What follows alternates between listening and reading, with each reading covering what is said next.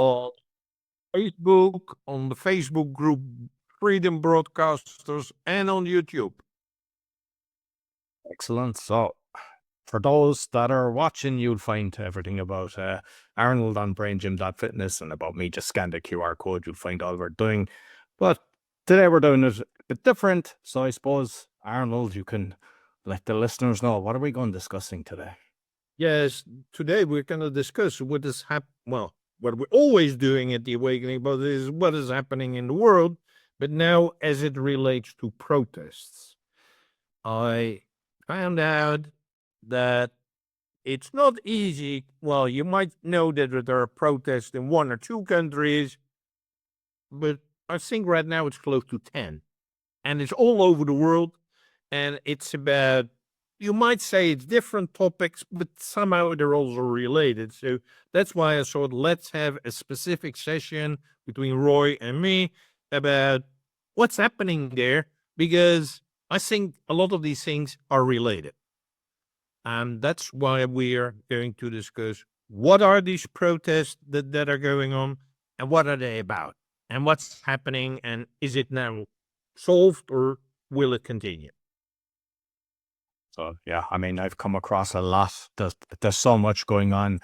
Obviously, London, UK was a massive one, but I want to cover the way the news kind of done it as well. There's Serbia, there's Nepal, Ireland, there's even in the US as well. So this Australia, there's probably more than 10, but it's hard to keep track of everything and know exactly what. But there's a kind of common one with kind of Ireland and some of Europe and the States. So I suppose you can, which one have you got first?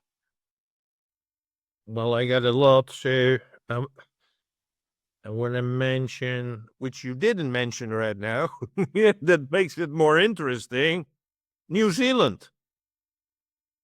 New Zealand, tens of thousands of people have joined a pro-Palestinian march in Auckland, which is the capital of New Zealand, marking the largest rally since the Gaza conflict began. So that is New Zealand. Argentina.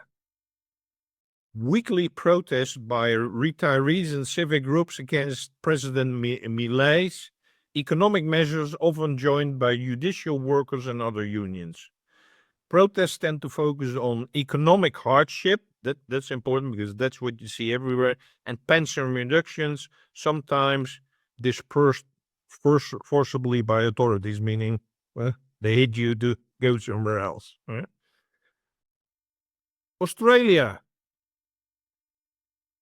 Indigenous activists are organizing nationwide demonstration in response to a racist hate crime, aiming for national action against racism with large attendance expected in major cities. Well, I can add a lot more, but the last one I'm going to do, which is in very large country, Indonesia. Major protest against wage cuts, so that is also the economic thing. Corruption, that's also what you see everywhere else. And recent changes in government personnel have resulted in mass unrest across many cities. Demonstrators include students, workers, rights groups, with tense confrontations around the parliament and government buildings. I have stuff on that. What I saw is the public anger is over 250% increase in land and building taxes, and in budget cuts to fund a free nutritious meal program, obviously attacking, and then ratification of a revised armed forces law, expanding military influence in civilian roles. There was outrage over the death of an online motorcycle taxi driver during a protest, and then broader economic hardship and job market collapse. It's like everywhere people can't pay their bills. They can't feed themselves, and they're getting so frustrated. And then we kind of maybe come across the pond, but it's the same thing. Because I mean, if they're increasing everything and then putting money into military, it's like, why would you be doing that? But if you go across the pond, it like over to Europe, it's the same thing. Like, there's people saying we were waiting 7 years to get a house. People are just thrown out in the streets. Yet all these people coming in a boat and they're housed, they're getting meals, everything's covered for them. They get free medical, every single thing that they're not giving to the locals, which in turn is infuriating people, and they can't understand why is this happening. And I saw one guy in Parliament, and he was asking your man. He said they're paying 5,000 to come across because there's obviously organizations that do this, bringing them on the boat and all that. He says, why don't they just get an EasyJet or a Wizz Air flight for $28? Because they'll have their passport, so then they can't pay him asylum. So the whole thing, they're fraudulent coming in, and they're getting all the assets, and the hotels are, so people can't go to hotels anymore because they're just full of immigrants, and with all rapes and all stabbings, everyone then is frustrated. So the ones in the UK, mainly, I don't know, do you want to, I want to touch this because I looked at a load of videos. It was Tommy Robinson was kind of organizing this, but if you listen to CNN, right, this is the article now from CNN that they posted, I don't know, less than 24 hours ago. It's like 10 hours or something like that. Far right anti-immigration protests in London lead to clashes with police. Police officers were attacked with projectiles and assaulted during the far-right anti-immigration protest in London on Saturday. The British Capital Force said as more than 110,000 people took to the streets. The United Kingdom protest was organised by far-right political activist Tommy Robinson. Counter-protesters also flocked the British capital. The Metropolitan Police Service said on social media on Saturday that the reported attacks happened after demonstrations at the Kingdom March breached a sterile area put in place to keep pedestrians and counter-protesters apart. And they're basically saying like the 26 officers and 25 people. I saw a few reports on this. I don't know, was there 3 million or 4 million? And I know I saw the same before with different protests in Ireland.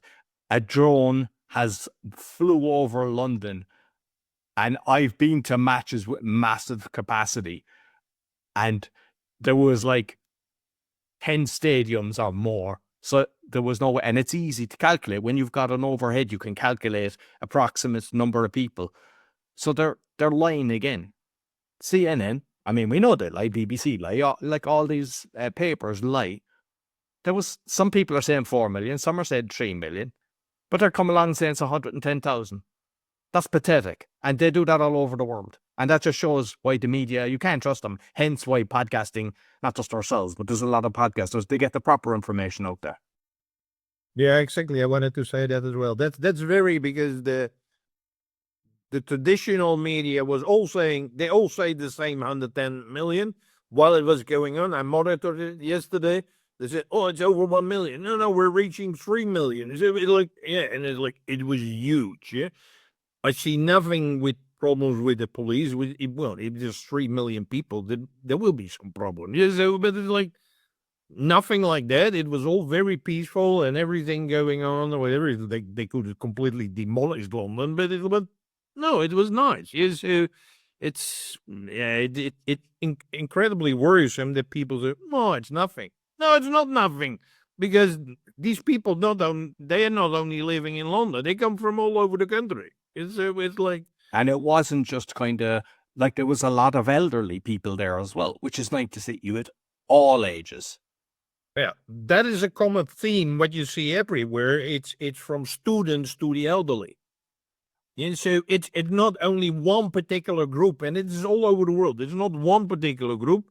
It's retirees. It's like I said, it's students. It's everybody is impacted by a lot of these reasons. And you mentioned the migration issue, which is a huge issue in Western Europe, England, Ireland, everywhere. But it's not in countries like Indonesia, Nepal, New Zealand, Argentina, Australia, Brazil. So that is just one of the reasons. that people are dissatisfied. So it's a couple of reasons everywhere. I used AI to check and say what are the common causes behind these worldwide reflections. And it came up with a very interesting list, and it says they center around political. Yeah, people are fed up with their leaders. That is kind of everywhere. Economic grievances. That's what you said. Well, in England, the elderly can't pay the heating bill anymore. Yeah? But well, I'm in Romania. It's like people cannot buy enough food because the food prices go up, but the salaries don't go up. Social grievances. It's like, hey, I cannot. That's one of the reasons why I'm here. I cannot find a house in the Netherlands because there are not enough affordable houses. It's because they're not building houses. That's a social grievance. Government authoritarianism, which is everywhere, from England to Indonesia to Argentina to everywhere. Like the governments are no longer. We're not living in a democracy anymore. It's an autocracy. Economic hardship is like the people who cannot make their ends meet, like single mothers with 2 kids and 3 jobs. It's like they cannot make their end meet. Students, like they cannot pay anything anymore. Inequality, that is in a lot of countries, more in Asia and everywhere. It's like they see that these people in politics and in government, they get all the nice jobs and they get chauffeurs and with cars and Mercedes cars and everything. They get plenty of money, even in Nepal. That's one of the reasons. The problem in Nepal is that they said people in Nepal, they're very, very poor. But the government officials, they have so much money, they let their children live a very, very rich lifestyle. So they're part of students, and there's a student coming with a driver in a Mercedes-Benz delivering your kid to the university. So this inequality, corruption, well, that's basically everywhere. And threats to democratic freedom. Is like, yeah, in England, if you make the wrong tweet, they put you for 3 years in jail. It's a bit like, that is everywhere. And the way the police reacts, whatever, is like, I don't know, but I looked at the latest number from Nepal, and I would say, if you would ask me, it's like Nepal, it's a peaceful country. Yeah, it's Buddhism, it's nice. You know how many people were dead? They were shot by the police. 30, I saw something like that, was it? What? Well, I mean, you're going to get different statistics. I saw something like 30. Yeah, that was older, but now it's 72. That means people are just shot dead because they're protesting. Yes, they went into the parliament, whatever, but the things which are happening in the country are totally outrageous. So, and now things are ongoing in France. It's ongoing. It's happening as we speak. I cannot find. I just checked an hour for our before we had this session. What's happening in Germany? And somehow I cannot find anything. But there are elections today in Germany, so I'm really, really curious what's going to happen today. In Serbia, protests, they're going on since January. So there are a lot of reasons, not all the same, but similar. And people are totally fed up with it. That's clear. And still the authorities are like, oh, it's nothing. I saw Germany, there was protests there, and they were like, send them home or get them out or something like that. In France, they're just burning everything, burning restaurants, burning cars, they're setting everything on fire, which, if it's your business, do they class it? Do you get insurance for things like that? Because that's kind of attacking the individual, which isn't the right way. So that's kind of, but they're, it's kind of hectic. And what I think where this might be going is Albania just recently they have the AI procurement guide, because it's to stop corruption, and every single country, bar maybe a few, maybe Russia, he seems intelligent, and Putin is making a bit of show. I know some people hate both him, Trump and himself, but irrespective, everywhere else, they're just all Muppets. Like Ireland, England, everywhere, orchestrated. And could this be part of Agenda 2030 or the New World Order? They're like, hey, look at this. We can actually use AI and everything is grand. There's no bribes, there's no kickbacks, there's no nothing. And then people go, oh yeah, that'll work. And before you know it, we're all into one world government because they're controlling everything. So I think we have to be very careful how things are going, because they're trying to do, the cashless society and everything. And when you see it happening in one country, it'll spread fast. Yeah, that is what David Icke and many others are saying, is that they are pushing now for civil war, which is kind of happening. It's a civil war between the haves and the have-nots, let me put it like that. Or between, well, like in England, is between English people and foreign people. But that's totally different again in other countries.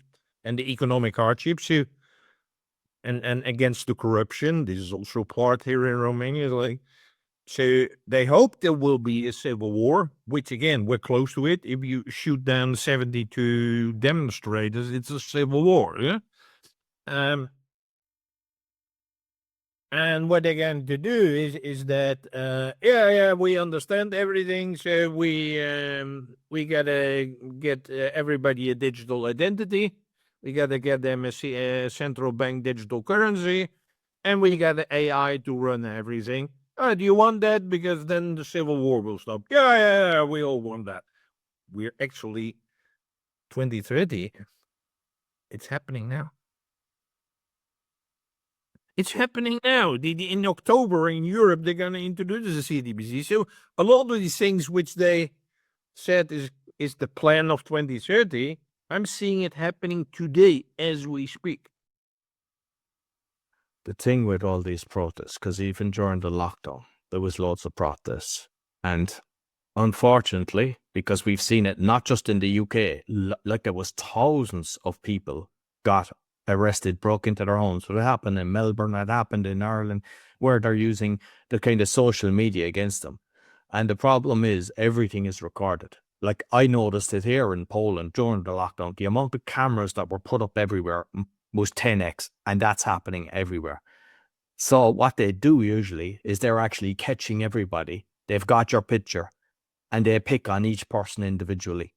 And it's easy because most people, they just let you fight your own battle and nobody's coming to rescue you. So most people, like when you have a protest like this, everyone should be told at a certain time, turn on your phone on live and record around. So not only is just say the UK, you've the 3 million, but you probably get half the population or more go, whoa, this is different to what I'm being shown, because everyone is brainwashed into what they're thinking. But there has to be a different plan, because there's rarely a kind of follow-up plan what we're doing. It's like, yeah, we have to take out the councillors and the politicians, but there's never done. It's like people go out, they have a sing-song, they have a time, they go home, they have their flags, everything's grand, and they go home and there's nothing changed. And there has to be a system in place to make change. And it's very dangerous because the way they pick people out and they go for the leaders. So like Tommy Robinson, I mean, he was already locked up. And like you've mentioned, when we mentioned on a few of the shows, other people that have been locked up, they go for the leaders. And like even unfortunately, like Charlie Kirk, that was assassinated just a couple of days ago. It's, like he was a great voice. He was spreading a great message and a message of love. He wasn't the guy attacking. He had respect for people as they were talking. And they kind of, like, as they say, they cut off the head so that the rest falls apart. And I think there has to be more structured approach in what's the best way. And I think it's actually the boycott, how that was done before. You shun them. You shun them. Like, there's people still lick up to the politicians and everything. Now you see when Starmer's out, there's people starting to kind of, attack him. They should do that. And I don't mean physically abuse him, but let them know, hey, you're not liked. The same with all the council. So when people are doing this, they need to be protesting outside their offices and take time to change so that the people go, I'm not liked.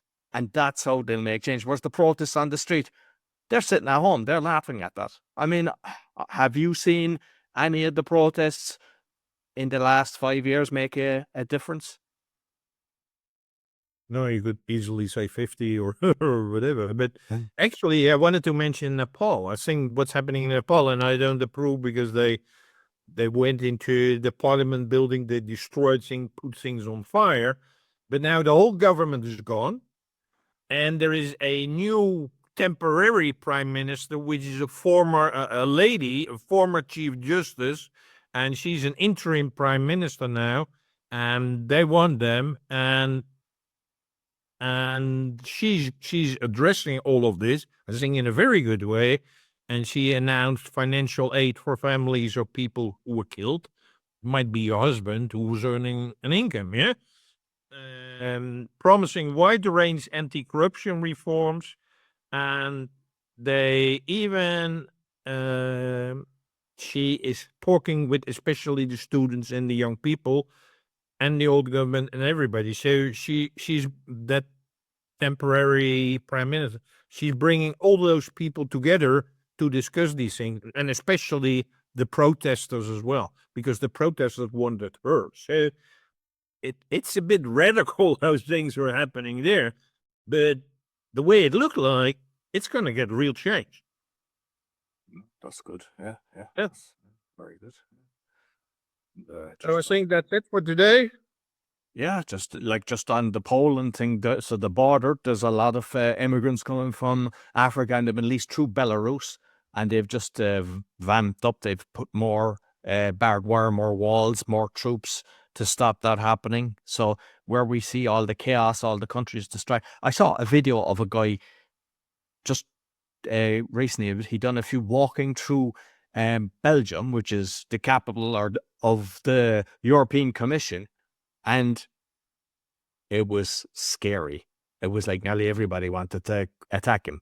You know, they didn't like he was walking with the camera out, and like not a safe place. And that's what's happening in most of Europe, whereas Poland, not like that at all. It's like, I feel safe here, and I think that'll show you the way it is. So yeah, I mean, next week we'll have another show, but you find everything on awakeningpodcast.org. Scan the QR code. Find all about Arnold, BrainGym.fitness, and until next week, take care.